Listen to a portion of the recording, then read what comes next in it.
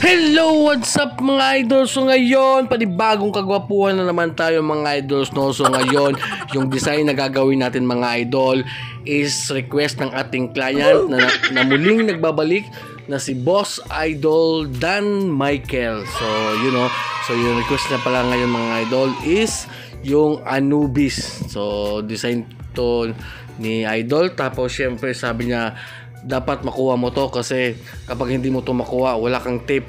Kaya talagang ginalingan ko mga idol. So yun, no, nag-extension na tayo dyan. Grabe, napakaganda siguro nito pagkatapos mga idol. So dapat tapusin nyo to mga idol, no. So yun, syempre shoutout pa din sa ating sponsor Big Wax at saka sa Bronze. So syempre punta na naman tayo sa ating mga shoutout mga idol, no. So syempre hindi natin kakalimutan yung mga shoutout mga idol. So unahin na natin si Michael Cross Sevilla. Dol pa shoutout niya diha. Shoutout ni mo idol Michael Cross Sevilla. So brother natin to mga idol. So follow natin siya mga idol. At syempre ni Freddy Perino.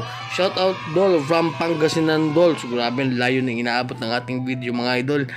Umabot na ng Pangasinan. So shoutout ni Freddy Parino. At ni Jet 0706. Pa shoutout niya ko dol. Shoutout na kita idol Jet 0706. At ni Franz Alyap, pa shoutout Boss Idol, pa schedule ko nimo idol. Sige, pa schedule ko lang idol, hihintayin kita idol ha. So dapat PM ka para mabigyan kita ng malaking discount. So Franz Alyap, shoutout sa iyo idol. So yun, syempre marami pa tayong mga shoutout. So sa susunod na mga video na lang, no.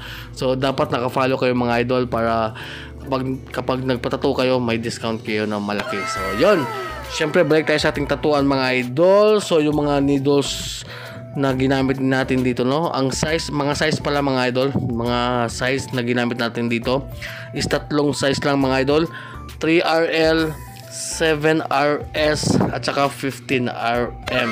So yun, natapos na yung aming tatuan mga idol, no? So yun pala si Boss Idol Dan Michael, no? So ito yung aming final result mga idol after ng 6 hours of session mga idol.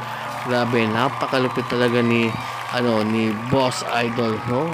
Ang lakas ng paint tolerance. So iniba natin yung shading dito mga idol kasi yung sa reference mga idol parang dot shading.